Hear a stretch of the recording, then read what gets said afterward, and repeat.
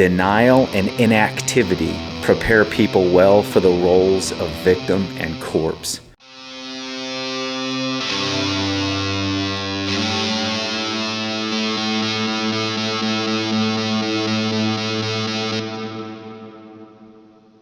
Yo, welcome to The Loft. Savage Psychotherapist here. Today is Skills Episode 2 of the Trauma Preparation Skills Training Series. Last time we talked about post-traumatic growth orientation. This time I'm going to lump two skills together because they're very similar to one another. And these are mindset, worldview-based skills. For people who are interested in preparing themselves for psychological and emotional trauma, it might require that they shift their mindset. One of the skills that I propose is to develop acceptance, and then another principle from Stoicism. And when it comes to acceptance, we're talking about acceptance versus denial or living in some kind of protected bubble that doesn't fit in with what is real. And I like to point out this Neil deGrasse Tyson quote, "The universe is under no obligation to make sense to you." My version of that is reality is under no obligation to help you, make you feel safe, or fit in with your sense of right and wrong. And we know that when we watch the world. Imagine somebody who has a roadside emergency kit in their car. They might have some basic medical supplies and some basic roadside emergency stuff in their car. Why would a person have that? And it might not be because they've had a roadside emergency before.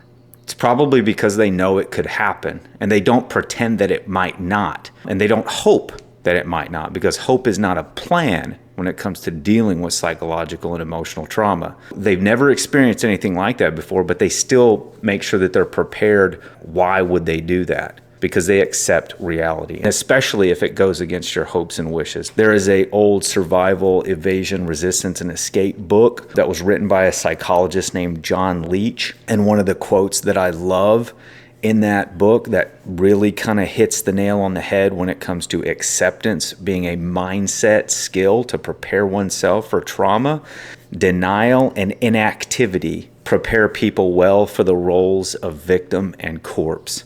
So let that sink in for a second. Wanting to know the truth about things that do happen in the world, especially if they conflict with your values, your moral sensibilities, your preferences for the way the world should be. So again, acceptance. That is a skill that a person needs to develop if they want to be prepared for psychological trauma. The second part of this is an old Stoic quote, Premeditatio Malorum.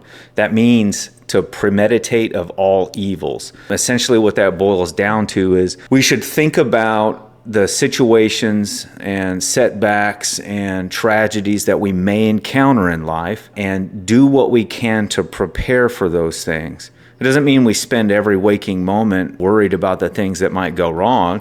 You don't have to worry about the things that might go wrong if you're prepared somewhat for them. Premeditatio Malorum is basically to think about the things that might come down the road and do what you need to do.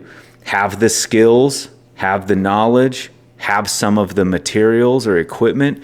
Do the things that you need to do to try to get ready for that when it happens. For example, if you're going into a sticky situation of some kind and you know that it might be a sticky situation and your thought process going into that is, I hope it goes well and I hope nothing bad happens, you're off to a bad start already. Adults need to be able to open their eyes and see the reality in order to be prepared for psychological and emotional trauma. When people experience trauma, it changes their entire world. It's like the world becomes different for them. The world's always been that way. The world's always been filled with moral ambiguity and psychological tragedies. And when people experience those, they experience the world as a different place afterwards. When in reality, the world was always that way. Now you know.